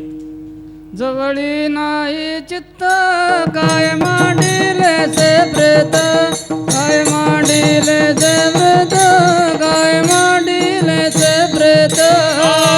जवळी नाही काय मांडिले प्रेत, मांडिले प्रेत, मांडिले प्रेत. हो, लक्षात घ्या महाराज. पण कोणतीही क्रिया करताना परमार्थामध्ये चित्त जवळ असणं गरजेचं आहे, मन जवळ असणं आवश्यक आहे. मनाने केलं ते मनःपूर्वक केलं तर घडलं, मनःपूर्वक नाहीये मग शरीराने केलं पण घडत असतं मनाला. मनाने केलं तर घडत असतं, लक्षात या. म्हणून करणं वेगळं आणि घडणं वेगळं हे मला सांगायचंय. आलिंगन देणं वेगळं आणि आलिंगन घडणं वेगळं आहे. सेवा करणं वेगळं आणि सेवा घडणं वेगळं. काही वारकरी चालले होते रस्त्याने, छोटासा दृष्टांत सांगतो ऐका. काही वारकरी रस्त्याने चाललेले होते, साधक होते. एक तपस्वी साधू तीर्थयात्रा करीत असलेला एका झाडाखाली बसलेला, कंटाळलेला, असे पाय सोडून बसलेला, डोळे झाकून चिंतनामध्ये होता. त्या यात्रेकरू साधकांना वाटलं हा महात्मा दिसतोय, ऋषीमुनी साधू दिसतोय, ह्याचे पाय दुखत असतील, पाय दाबायला लागले त्याचे. साधूला माहिती नाही देहीचं विदेही भोगू दशा, पायचे पाय. एक जण म्हटलं अरे माझ्याकडे तेल आहे, आपल्या पिशवीतलं तेलाची बॉटल काढली आणि सांगितलं हे तेल लाव आणि जरा चांगली मालिश कर. आणि मस्त मालिश वगैरे चरणाची केले, श्रद्धेनं केले, भावनेनं केले, साधूची सेवा केली, निघून गेले. थोड्या वेळाने त्याच रस्त्याने काही टवाळखोर पोरं आली, ते तिथं बसले. त्यांनी बघितलं हा साधू आहे, कोणीतरी महात्मा दिसतोय, पण त्यांना काय, त्यांनी त्याची निंदा सुरू केली. ढोंग घेऊन बसलाय, हा काय साधू आहे का, भिकारी दिसतोय, काय काय काय त्याच्याविषयी बोलायला लागले. त्यांनी येता येता हातामध्ये एक ऊस आणला होता. ऐका, ऊस खायला लागले. परिणाम असा झाला, त्या वारकऱ्यांनी सेवा करून त्या साधूचे जे पाय चेपले होते, पायाला तेल लागल्यामुळं त्याच्या पायावर मुंग्या चढल्या होत्या आणि त्या मुंग्या त्या साधूला चावायच्या, दंश करायच्या. साधूला त्रास व्हायला लागला. आता हे पोरं ऊस खातायत आणि ऊस खाता खाता टवाळखोरी म्हणून त्यांनी त्या ऊसाच्या चुईट्या साधूच्या पायाला अशा मारायच्या. साधूला माहिती नाही साधू आपला देहीचं विदेही अवस्थेमध्ये. थोडा वेळ पोरं बसले, ऊस खाल्ला, त्या चुईट्या साधूच्या पायावर फेकल्या, निघून गेले. परिणाम असा झाला, पायावरच्या मुंग्या खाली आल्या, त्या चुईट्यावर येऊन बसल्या. दृष्टांत संपला. साधकांनी सेवा केली पाय दाबले, केली. पण साधूला मुंग्या चावायला लागल्या. सेवा केली का घडली? केली. घडली म्हणता येत नाही, परिणाम दुःखात झाला ना. आता या दुर्जनांनी, ह्या पोरांनी सेवा केली नाही, पण त्यांच्या त्या दुर्जना कृतीने ते मुंग्या खाली उतरल्या. साधूला चावा घ्यायचा कमी झाला, बरं वाटलं असेल, त्याच्या चरणाला, पायाला, अंतःकरणाला बरं वाटलं असेल. सेवा केली का घडली? केले नाही, पण घडले म्हणावं लागतं. एवढं अंतर आहे महाराज, एवढं अंतर आहे करण्यामध्ये आणि घडण्यामध्ये. सेवा केली पण घडली नाही एकाला, एकानं केले नाही पण घडल्याशिवाय. एवढं मोठं करण्यात आणि घडण्यामध्ये अंतर आहे. त्यामुळं आलिंगन देणं ही कृती करणं वेगळं आणि आलिंगन घडणं हे वेगळे. जमीन आसमानचा फरक आहे. विढाल विढाल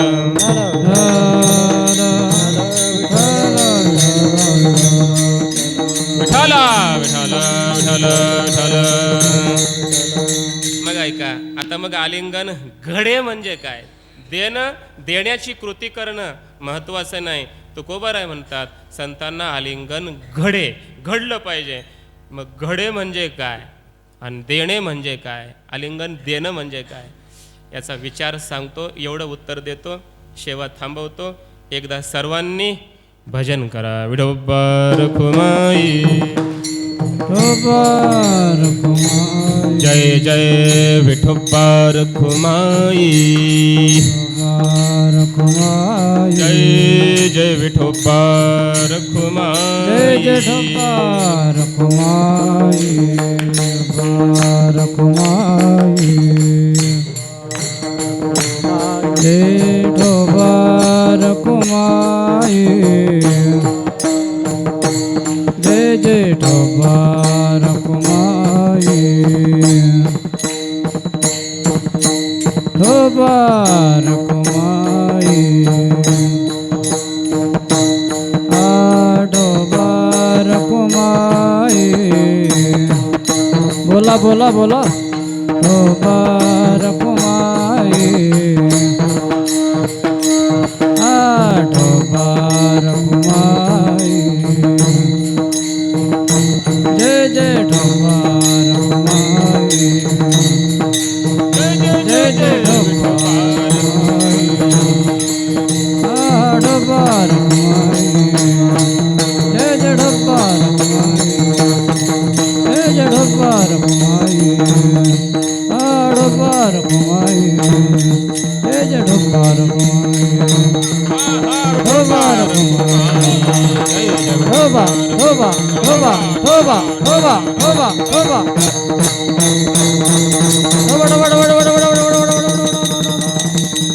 ठोबा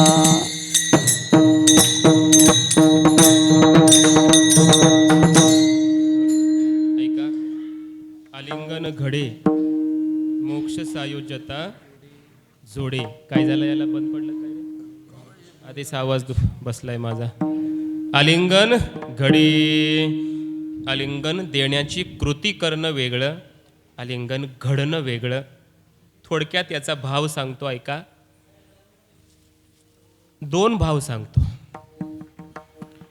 संत महात्मे आल्याच्या नंतर आपण त्यांना आलिंगन दिलं, पण अंतःकरणामध्ये जर त्यांच्याविषयी प्रेम नसेल तर आलिंगन दिलं, घडलं. प्रेमपूर्वक आलिंगन दिलं तर घडलं. बऱ्याच वेळा असं होतं, एखादा व्यक्ती आपल्या जवळचा आहे, समोर बघितलंय, ओळखीचा आहे, जवळचा आहे, म्हणून त्याला भेटावं लागतं. प्रेम नसतं मनात. होतं ना असं बऱ्याचदा. आहे ओळखीचा, मग भेटल्याशिवाय कसं जावं त्याला बोलल्याशिवाय, म्हणून आपलं व्यवहारापुरतं औपचारिक वरवर बोलायचं, जायचं निघून. असं होऊ शकतं. म्हणून बरीच लोक साधूला भेटतात, बोलतात, कशासाठी? तारीख घेण्यासाठी. त्यांची आपल्याकडे मिळावी तारीख, म्हणून ओळख व्हावी, कीर्तनात माझं नाव घ्यावं, माझं वर्णन करावं, याच्यासाठी त्यांना भेटायचं, आपलं कडकडून आलिंगन द्यायचं, प्रेम दाखवायचं. हे आलिंगन देणं आहे, घडणं नाहीये. घडलं कधी? अंतःकरणात प्रेम आहे. वाह, आज मी धन्य झालो, कृतार्थ झालो. तुका म्हणे जिणे भले संत संघष्टने. आज धन्य झालो मी, संत भेटले मला. आणि या प्रेमापोटी त्यांना आलिंगन दिलं असेल तर घडे मग घडलं, मग मोक्ष सायुज्यता जोडे हे फलही प्राप्त होतं. पहिला भाव झाला. दुसरा भाव ऐका. दुसरा भाव असा, जेवण केलं कधी म्हणायचं, तृप्ती झाली असेल तर. बरोबर ना? पोट भरलं मग म्हणायचं जेवण केलंय. पोटच भरलं नाही जेवण केलं असं म्हणता येईल का? म्हणता येत नाही. तसं आलिंगन घडलं कधी म्हणायचं, जर मोक्ष सायुज्यता जोडे तर. त्याला जर सायुज्यता मोक्ष प्राप्त झाला, तृप्ती प्राप्त झाली हे, तर समजायचं याला आलिंगन घडलं. एकादशीचं फल मिळालं तर समजायचं एकादशी घडली. समजलं? तसं मोक्ष प्राप्त झाला हा अनुभव जर आला असेल तर समजायचं यांना आलिंगन घडलं बरं का. दुसरा भाव. तिसरा, आता 2 झाले. तिसरा भाव घडे आणि देणे म्हणजे काय? सगळ्यात सोपा आणि गोड भाव, जवळचा आपल्या. ऐका आता शेवटचं वाक्य सांगतो आणि थांबतो. समोरून संत महात्मे भेटलेत, आलेत, आणि त्या संत महात्म्यांना बघितल्यानंतर आपण धावत गेलो, पळत गेलो, आनंद वाटला आणि त्या साधूला कडकडून मिठी मारली, आलिंगन दिलं. तर हे झालं आलिंगन देणं. देण्याची ही कृती. बरोबर? आता ऐका, समोर साधू महात्मा आहे आणि त्या साधूनं आपल्याला बघितलं. लक्षात येत नाही तुमच्या? पहिल्या ह्याच्यामध्ये काय, आपण साधूला बघितलं, आपण त्याच्याकडे गेलो, धावत गेलो, आपण त्याला आलिंगन दिलं, हे दिलं.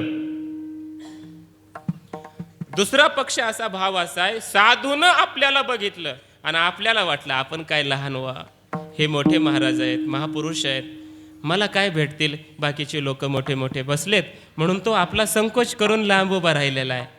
समजतंय ना?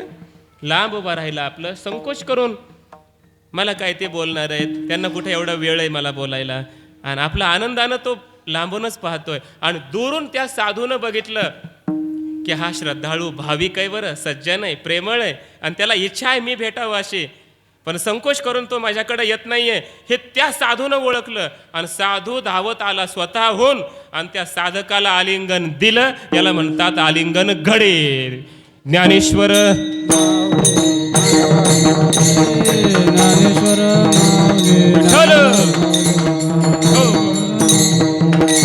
जय जय ज्ञानेश्वर माऊली.